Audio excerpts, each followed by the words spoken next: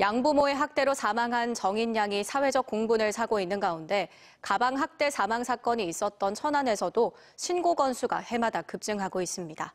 이에 전담팀은 마련됐지만 실무 지침이 아직 없습니다. 김진석 기자입니다.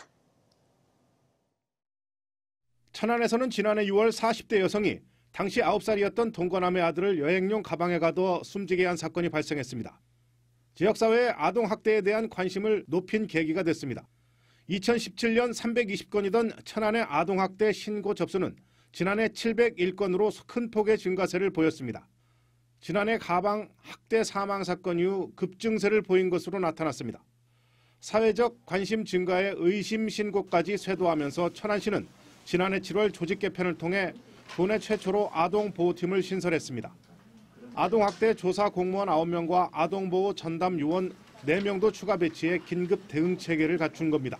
경찰과 구축된 대응 체계를 바탕으로 학대 사건 발생 시 신속하고 적극적인 개입과 아동 분리 시에 민간 아동 시설과의 긴밀한 협업을 통해서 사회적 약자인 아동이 안전하게 생활할 수 있도록 최선을 다할 계획입니다.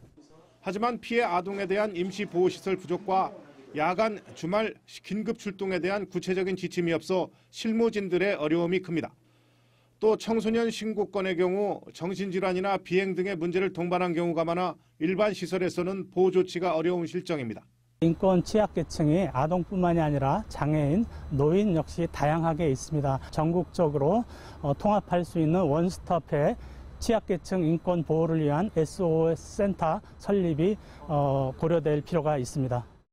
특히 아동학대 가해자들 중 정신질환을 앓거나 알코올 중독자도 상당수인 것으로 나타나 위험성, 기피에 따른 보상 등 대책이 마련돼야 한다는 게 현장의 목소리입니다.